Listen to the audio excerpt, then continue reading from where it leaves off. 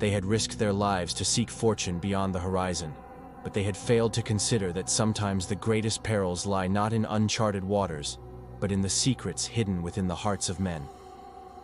This is the story of greed, fear, and survival aboard the ill-fated ship. The year was 1708 when the Albatross left the harbor of Bristol, her sails full of wind and her decks heavy with cargo. She carried barrels of wine, sugar, and spices, but also the weight of dreams, greed, and hope. At her helm stood Captain William Dampier, a man of noble birth who had chosen the rough life of the sea over the comforts of land. He was both respected and feared, known as much for his cunning as for his restless spirit. Among the owners of the voyage was John Kelk, a wealthy merchant whose investment had been driven by tales of silver and gold hidden far across the seas. His weathered face lined with years of trade and worry. Like many another, he'd heard stories of El Dorado, the mythical city of gold. But his quest was more grounded. Rumor spoke of islands rich in precious metals, ripe for the taking. He poured money and faith into the Albatross and her crew, hoping to see a handsome return on both. Their target was the island of Juan Fernandez, whispered of in taverns as a place of untold fortune. It was here that Keeler placed his hopes, and with it, the fortunes of many other hopeful investors.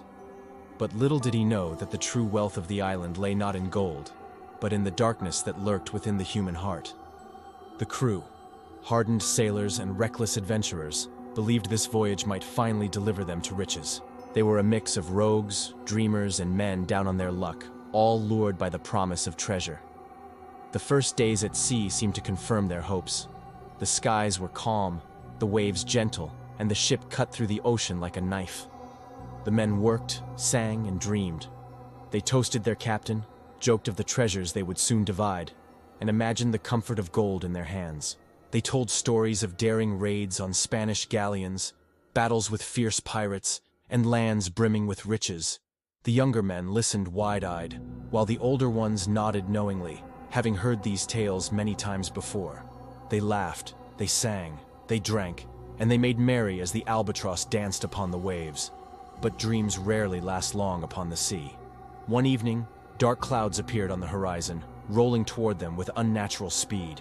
The wind rose with a strange howling voice, pulling at the sails as if possessed. By nightfall, the Albatross was swallowed by storm. Waves towered like mountains, slamming down on the deck with bone-shattering force. The ship screamed under the weight of water, timbers bending and cracking. Men fought the ropes, clinging to life while the ocean tried to claim them. The wind screamed like a banshee, the waves crashed like thunder, and the rain poured down in sheets. They battled throughout the night, their muscles aching, their spirits breaking. As the first light of dawn touched the horizon, the storm finally began to ease. They had survived, but their ordeal was far from over. The Albatross was a mess, her sails in tatters, her masts askew, and much of her cargo washed away. But worse still, the barrels of fresh water had been swept away. The men looked out at the endless ocean, their throats burning with thirst. There was water all around them, but none they could drink. The sun beat down cruelly upon them, drying their skin and lips until blood cracked from their mouths. Some grew desperate, drinking seawater despite warnings. They died screaming as madness consumed them. Soon disease spread among the survivors. A fever wasted their bodies, leaving skin pale and eyes hollow. The once strong sailors stumbled like dying men. Hope began to dwindle. Each day they grew weaker. As their numbers dwindled, strange fears began to haunt the deck. Men whispered of shadows moving in the corners of their eyes. On moonless nights, they swore they heard voices carried on the wind. Voices of drowned sailors calling them to join below. The ship no longer felt alive. It felt cursed. Then came the night of terror. A sailor in the crow's nest screamed, his voice cracking with horror. The men rushed to look. Rising from the water was a shape unlike any they had seen. Its outline was vast, larger than the ship itself. Two eyes glowed faintly red in the darkness. The men froze, unable to move or breathe. Some prayed, others wept. The creature made no sound. It simply stared, towering above the Albatross, its body half hidden by the black waves. The men could only stare back, paralyzed by fear. Then, just as suddenly as it had risen, the creature slipped silently beneath the surface, leaving the men shaken and speechless. From that night forward, they called it the Watcher. And though it did not return, the memory of its eyes never left them. Days dragged on. The men grew weaker. Some collapsed at the ropes, their bodies thin as bones. Hope was nearly gone. Then a cry from the lookout broke the silence. Land. On the horizon, green cliffs rose from the ocean. With the last of their strength, they steered toward salvation. The island was real, not a mirage, and when they set foot on its soil, many fell to their knees in tears. There was water, fresh and pure. There was fruit, sweet and plentiful. The island was empty of people but full of life. For 2 weeks, the survivors rested and healed. They feasted, drank, and breathed easy. Some began to believe the curse had lifted. But paradise has its price. At night, strange cries echoed through the jungle, cries not belonging to bird or beast. The men heard whispers in the dark, footsteps that followed but left no trace. One swore he saw a woman in black standing at the tree line, watching silently. Fear began to return. The island gave them food, but it also gave them dreams filled with shadows. Some begged to stay, others demanded they leave. But the truth was, they had no choice. The island offered temporary solace, but it was a deceptive mistress. While the men recovered somewhat, their strength returned, and they began to plan their future. But even in this fragile hope, a sense of foreboding lingered. Something about the island unsettled them, as if they were guests in a haunted house.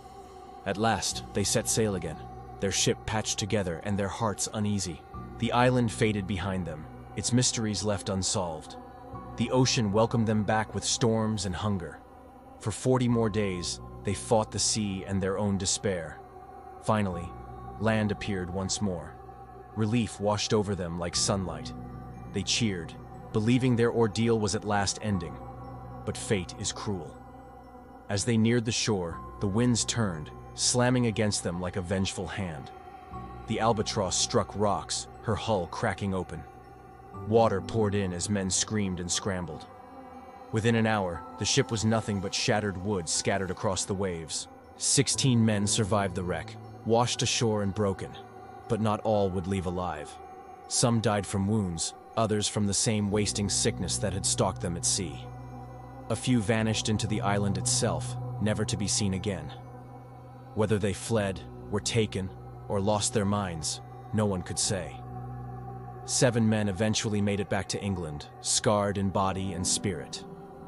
They carried with them tales of storms, starvation, monsters, and ghosts. In taverns and ports, the story of the Albatross spread like wildfire. Some said it was cursed from the start. Others believed the Watcher was real, a creature of the deep that follows doomed ships. Whispers grew louder with each telling. The island was said to be a demon's playground, the ship itself cursed to sail forever in ghostly form.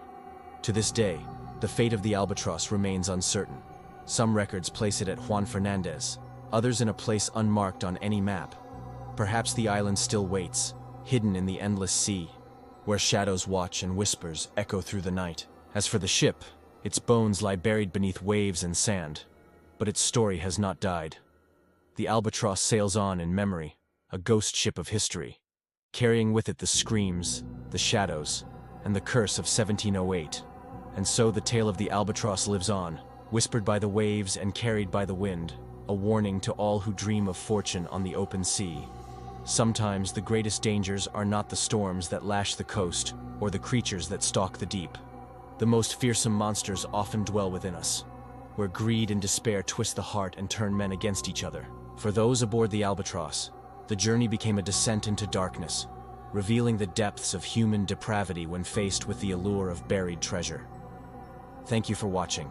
If you enjoyed this video, please like, comment, and share. Your support means everything to me. Don't forget to subscribe to catch our future adventures. Until then, may your journey through life be filled with less storms and more fair winds.